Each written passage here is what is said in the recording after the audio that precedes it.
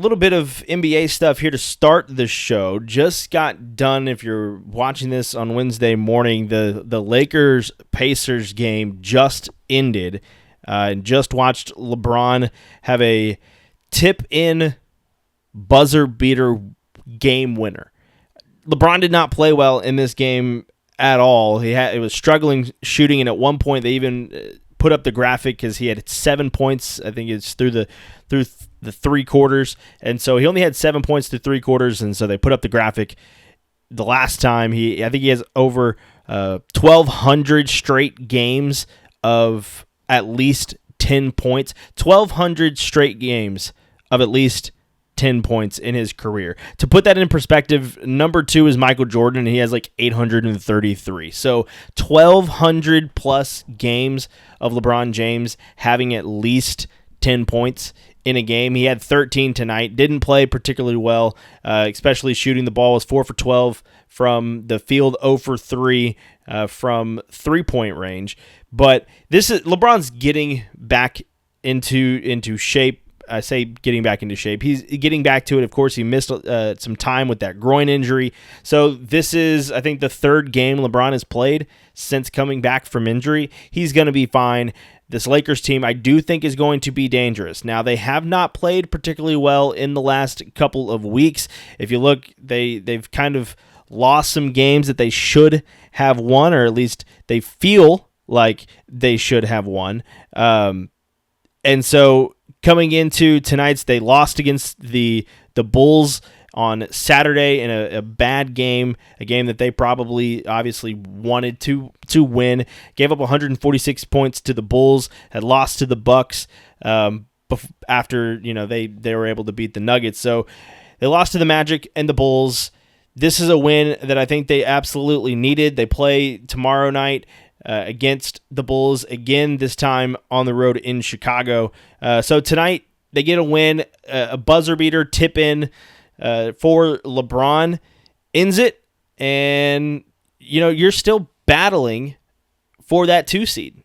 They're still sitting there in the Western Conference battling for that 3 seed, 2 seed, 3 seed ish right now.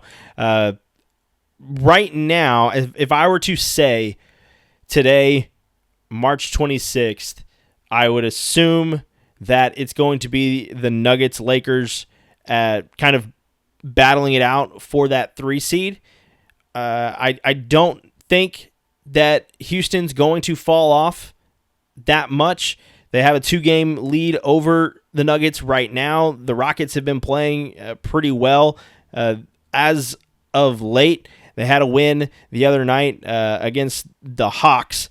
So I do think that the Rockets are probably going to continue their run. They do have the Suns and the Lakers coming up.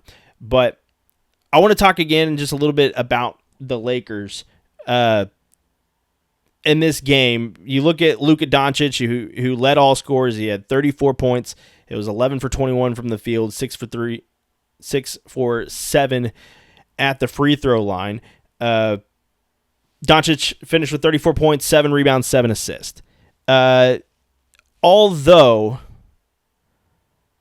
LeBron did not shoot the ball particularly well tonight, and he had only had 13 points, he was still a +5 in the box score.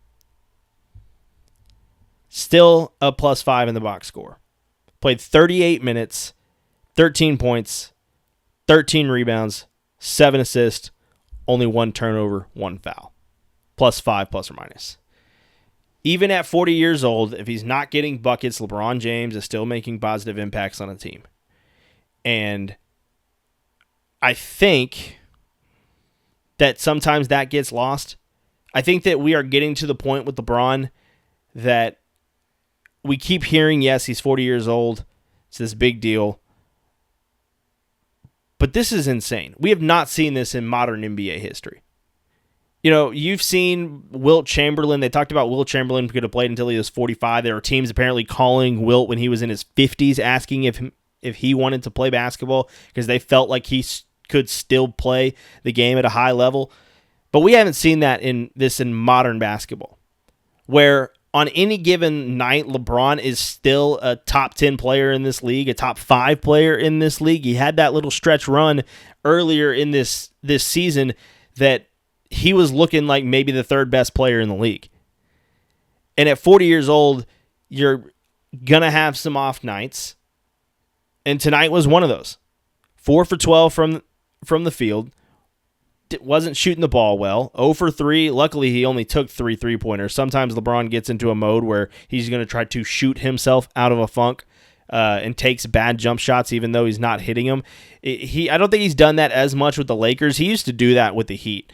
LeBron would get into this mode where he wasn't hitting jump shots and he would continue just to shoot jump shots. He wouldn't just get to the rim, and it always used to infuriate me because he was the biggest, the fastest, largest player to be able to go downhill and get to the rim, and you're settling for jump shots. That was the old LeBron.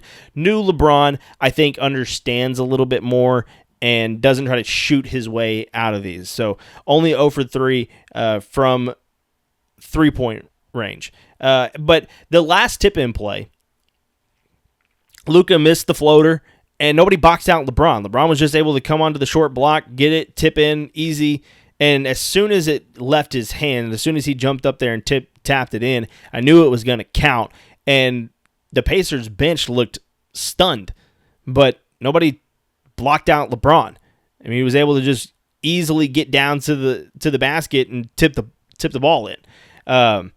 So Lakers win. They move to 44-28. They're still fighting for that spot.